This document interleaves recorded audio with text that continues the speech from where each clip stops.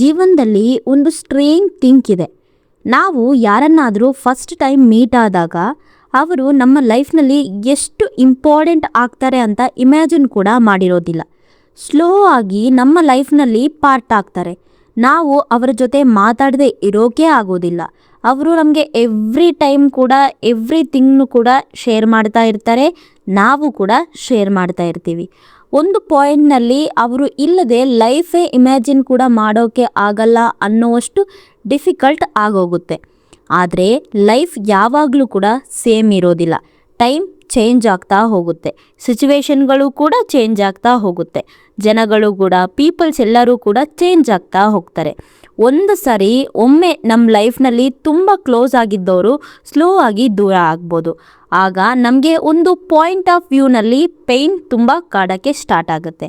So ಹೇಳೋದೇನೆಂದರೆ painful ಆದಾಗ trust ಅರ್ಥ ಆಗುತ್ತೆ. ಪೇಯ್ನ್ ಜಾಸ್ತಿ ಆಗ್ತಾ ಹೋದಂಗೆ ನಂಬಿಕೆ ಅಂದರೆ ಏನು, ಯಾರನ್ನ ಅತಿಯಾಗಿ ನಂಬಬೇಕು, ಯಾರನ್ನ ಅತಿಯಾಗಿ ಹಚ್ಕೋಬೇಕು, ಅಥವಾ ಜೀವನದಲ್ಲಿ ಜನಗಳು ಪರ್ಮನೆಂಟ್ ಅಲ್ಲ, ಮೆಮೊರಿಗಳು ಮಾತ್ರ ಪರ್ಮನೆಂಟ್ ಅಂತ ಅರ್ಥ ಆಗುತ್ತೆ. ಅದಕ್ಕೆ ಯಾವಾಗಲೂ ಕೂಡ ಜೀವನದಲ್ಲಿ ಯಾರನ್ನು ಅತಿಯಾಗಿ ಹಚ್ಕೊಳ್ಳಬಾರ್ದು, ಹಂಗೆ ಯಾರನ್ನು ಕೂಡ ಕಡೆಗಣಿಸ್ಬಾರ್ದು. ಎಲ್ಲರ ಹತ್ರನೂ ಜಸ್ಟ್ ಹ್ಯಾಪಿಯಾಗಿ ಮೂವ್ ಆನ್ ಆಗ್ತಾ ಹೋಗ್ತಾ ಇರಬೇಕು. ಯಾರನ್ನು ನಾವು ಅತಿಯಾಗಿ ನಂಬ್ಕೊಂಡಿರ್ತೀವಿ ಅಥವಾ ಅತಿಯಾಗಿ ಹಚ್ಕೊಂಡಿರ್ತೀವಿ, ಅವರಿಂದನೇ ನಮಗೆ ಅತಿಯಾದಂಥ ನೋವು ಕಾಡುತ್ತೆ. So attachment makes hurt.